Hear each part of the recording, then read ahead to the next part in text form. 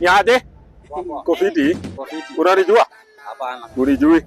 Oh, naitwa Kiboko man. Oh, Kiboko man. Unaitwa Gerald? Naitwa Gerald. Oh. Tumetumwa na mpenzi wako ako hapa kwa gari. Oh, ile gari nyeusi. Amesema tukuje tukuletee zawadi. Oh. Amesema anakupenda sana. Oh.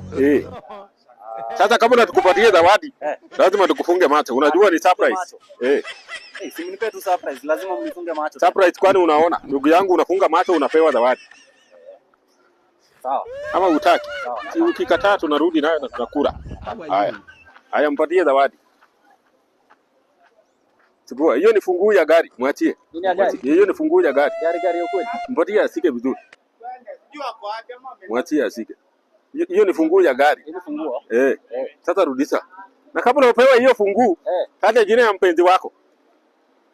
Lazima nimtaje. Si useme anaitwa nani? Kwani una cheat nani? Si cheat lakini anaitwa Masi. Anaitwa Masi. Sasa tuko na Masi hapa. Masi kuja. Ndio huyu Masi anakuja. Umeletewa funguo ya gari. Ndio huyo Masi. Masi ni nani? Masi ni nani?